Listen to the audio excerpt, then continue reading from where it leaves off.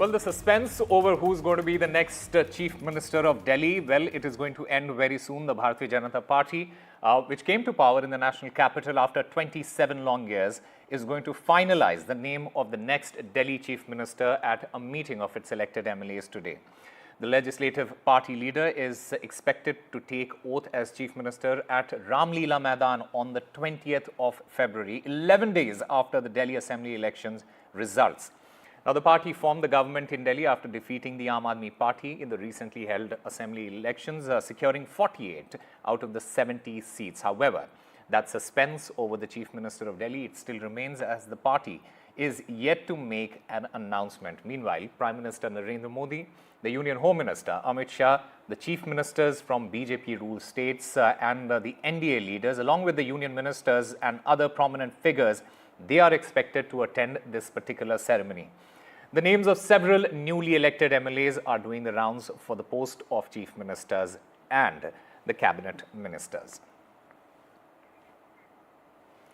And I've got my colleague Aishwarya Jain and Ishika Verma. Ishika's there outside the BJP headquarters. Ishika, to you first. This question that we have been asking for a long time now, 11 days to be precise. Who's going to be the next Chief Minister of Delhi? We most probably are going to get that answer. But the real question is, will it be a seasoned leader or is it going to be a new face? Well, Osama, in just a few hours, we are believing that the suspense over who will be the Chief Minister will finally end because, in just a few hours from now, the legislature party meeting is scheduled to happen at 6:30. The leaders will start arriving shortly here. And basically, the 48 MLAs of the BJP will be coming here for that very important, meeting where the observers have been appointed for that, and they will be passing on the message of the central leadership as to who is going to be the Chief Minister and then following the Cabinet Ministers as well. So we are expecting after that the announcement is going to be made. But before that, Osama, let me show you that for that grand meeting, the kind of preparations that have been done here at the Delhi BJP headquarters. You can see how, in fact, they have put a new gate at the Delhi BJP office, which clearly states Delhi mein Bhajpa Sarkar, clearly showing their new josh with the BJP coming in power almost after 3 decades. And you can see the decorations that have been done at the gate here, all this to welcome those MLAs who have played, in fact, a very crucial role for bringing, the BJP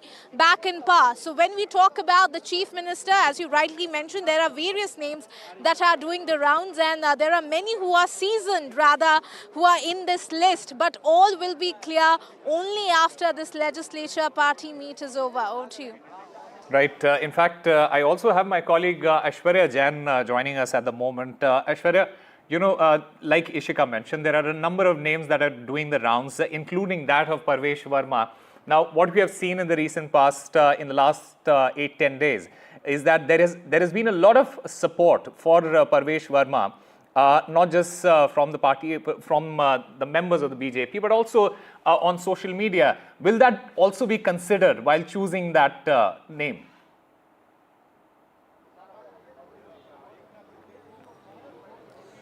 Well, and Osama, 11 days to be precise, many experts, many political experts, senior journalists, and the BJP supporters and their own leaders have been saying constantly that Bharatiya Janata Party is known to throw surprises, and it would be again whether a surprise for all of us or those 5 to 6 top contenders that the names which are doing the rounds would be selected as the Chief Minister who will taking oath tomorrow at Ram Leela ground. The end to the suspense will happen tonight after the Legislative Party meeting. Ravi Shankar Prasad and Prakash Dhankar, two ex-union ministers, had been appointed as the observers by the BJP Parliamentary board under the chairmanship of Prime Minister Narendra Modi, which met today afternoon. And they decided that these two leaders will be sent to the Legislative Party meeting, which will be held shortly at 14 Pandit Pant Marg. This is a BJP state headquarters, and the kind of preparations, the kind of arrangements, and the kind of decked up situation that we are witnessing. We have never seen this before at the BJP state headquarters, because after 27 years, the Bharatiya Janata Party is going to form its government tomorrow. But certainly it is, of course, these two names which had been sent as observers. The messaging has been very clear. Ravi Shankar Prasad being a Purvanchal leader, a Bihar leader, and how this time a Purvanchali community had voted for the Bharatiya Janata Party. And there are at least 7 to 8 seats that the Purvanchal dominated seats had been backed by the Bharatiya Janata Party, and therefore the reason perhaps Ravi Shankar Prasad has been appointed as one of the observers.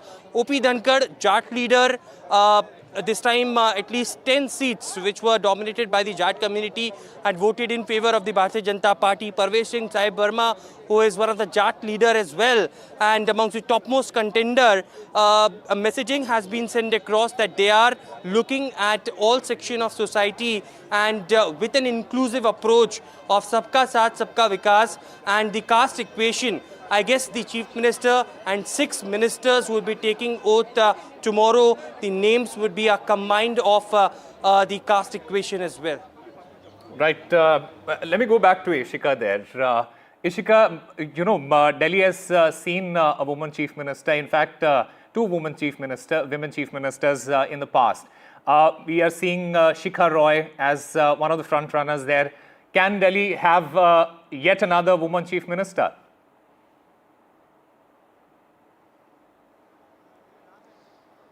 Well, in fact, Osama, all depends on the message that the central leadership rather wants to send out to the voters of Delhi who have given BJP this resounding victory here. Now, certainly as per the BJP sources, what we are getting to know is that, woman factor is also something that they have, considered.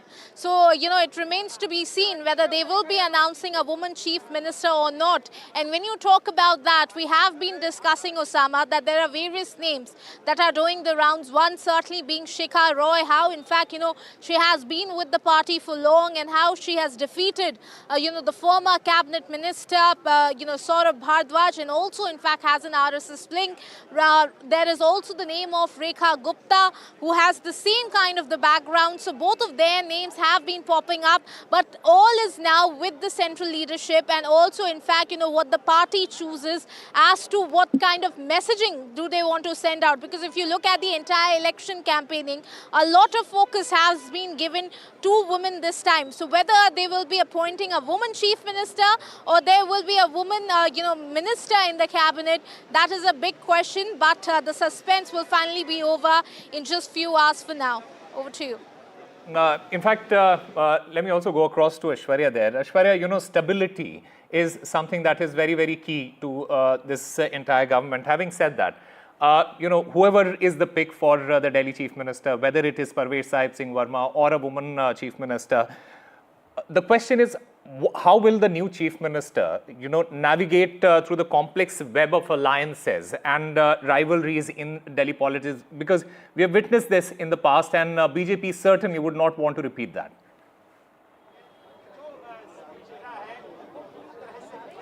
Well, it will be a double-engine Sarkar this time in the national capital. The central government headed by Prime Minister Narendra Modi and the state unit and Chief Minister and Prime Minister have to work very closely to ensure that the promises that the party has done, they get fulfilled. And certainly the Bharatiya Janata Party, and because Delhi being a union territory, Lieutenant Governor has a crucial role to play as well. So looking at that combination and how they succeed in having a smooth transition and implementing those policies on ground is very important. And therefore the reason the top leadership thinks that there should be such leader who had a good reputation with the central leadership, who had engaged with the top leadership in the past and worked with the central leadership as well. And looking at that combination, certainly Vijender Gupta amongst the contender, who is a three-time MLA, who has had the experience of cornering the opposition in the past while having a limited number of MLAs and certainly had also experience of administration as well. Parvesh Sahib Singh Verma, being a former MP, has that experience of administration as well. There are other few who had worked in the municipal corporations like Rekha Gupta, Shikha Roy being a mayor in the past. So, there has been combination which Bharatiya Janata Party has been looking forward to. Of course, 6 ministers and a chief minister has to be elected. And with the caste combination and with having an experience so that they can work effectively with the central leadership and the Lieutenant Governor as well. It is the Bharatiya Janata Party who clearly believes in performance politics, and they want to translate that promises which had been done into the performance as well, so that they can give an example for the upcoming states, big fort of West Bengal that Bharatiya Janata Party want to win in the upcoming months when there are elections to be held. So this would be an example certainly which BJP want to set up to win the further elections in the other states as well, and therefore the reason perhaps a deliberation took place at the Parliamentary Party Board as well, and these observers finally being announced, and in just few hours from now, we will get to know a clear picture of the name of Chief Minister and who will be those 6 other ministers who will be taking oath tomorrow. All right. Aishwarya Jain and Ishika Verma, thank you very much for getting us all the latest from the ground. We'll keep coming back to you for more. In fact, in the meanwhile, I'm currently joined by Mr. Sajjan Kumar, a political analyst. Mr. Kumar, what we are seeing right now at the BJP headquarters, the kind of preparations that are being done, the way it has been decorated, etc., it does mean a lot for the BJP. And why I say this is because after Prime Minister Modi won in 2014, Delhi was one state where they had to face defeat after defeat after defeat. And in that particular contest, this victory, it means a lot to the BJP then. Yes, precisely. Another feather in Modi's cap, because Delhi slipped out from BJP's grip when Atal Bihari Vajpayee, NDA 1 was in power, and he could not restore it. And it is kind of under Modi's tenure that besides other sort of grandeur achievement, they have also won back Delhi after, not only 28 years, but also in 21st century, for the first time, they are also ruling Delhi. This is one. Second, also, in the meantime, the demography of Delhi has undergone a paradigm change, and 15-year stint of Sheila Dikshit and then the 2015 to 25 of Kejriwal, primarily while middle class also supported, but it was overwhelmingly supported by the poor demography or the lower middle class demography. Now, this was something which was always a slippery slope for the BJP, but in this election, another sense of celebration for BJP is also the fact that besides consolidation of the middle class, the party also succeeded in crossing the Rubicon, that is getting a significant section of poor demographies support, which was in a way swayed by Aam Aadmi Party's politics of popular schemes, etc. So therefore, certainly, there is a very kind of solid foundation for the jubilance that you witness among the BJP, because rationally speaking, the leadership in state leadership was considerably weak. There was no settled face.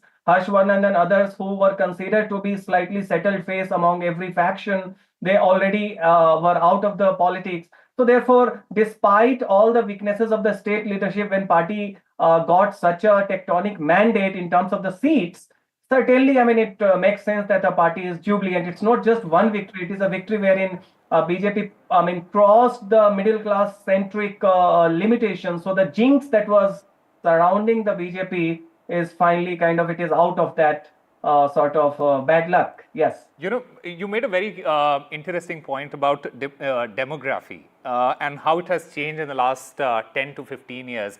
Do you think that is also going to be kept in mind while choosing the next Chief Minister of Delhi?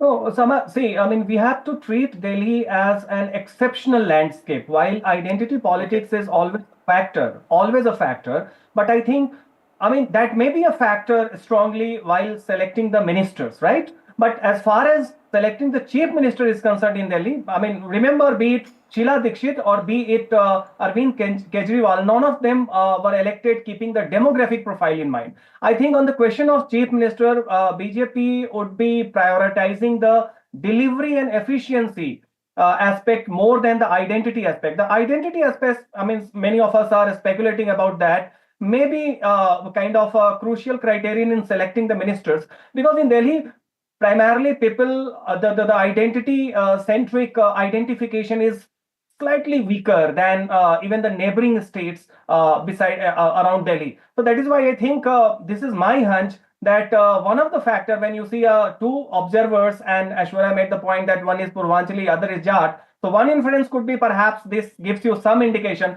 Other could be it gives you a indication that perhaps BJP doesn't want to kind of be accused of any biases. So suppose a Jat or a Purvanchali face is not in the top post, the party is always clear that look, the ones who made the decision hail from the respective community and the region, and therefore you cannot accuse it. So I think efficiency and delivery is the prime criterion that will be kept in mind, and therefore whoever would be elected as far as the top leadership is concerned, that is going to be the superseding factor. Right. You spoke about performance politics being a factor. Ashwarya there was also speaking about how BJP has always emphasized on the performers in these elections. Having said that, can we expect a surprise? Something absolutely out of the box when it comes to Delhi? Because we've seen that in the past in other states. Do you expect something similar on those lines? This is one line of thinking. If you keep in mind, certainly Chhattisgarh, Odisha, Madhya Pradesh, Rajasthan, so that gives you that there can be a dark horse, right? But yeah. I think as far as Delhi is concerned, their task is Herculean, because mind it, Aam Aadmi Party is still sitting at 43% of the support base. So BJP won't be, kind of willing to give any kind of leverage to Aam Aadmi Party as an opposition party to surround it. So certainly they would be willing to weigh in or weigh on a leader who still has some experience, some weight, who is free of any baggage of the past, like any tangential cases of corruption, etc., because that is one plank. So I'm not, my subjective basis that I'm not very weighing in on the side of surprises, but I'm certainly, the surprise could be that the prominent names that we are kind of rationally thinking about, they may not be the case. That is one surprise that can be, but whether it could be someone like Bhajanlal Sharma or Mohan Yadav or Manjhi, I do not think that sort of a surprise would be very advisable in Delhi, would be making sense, because the big infrastructural project, the governance, and the kind of tectonic promise along with freebies, all these things, like it's like everything packaged into one. They would like to have a leader who can be trusted on all those holistic fronts. So I think all right. Sajjan Kumar, thank you very much for giving us your views. It's fascinating, and we are still waiting who's going to be the next Chief Minister of Delhi.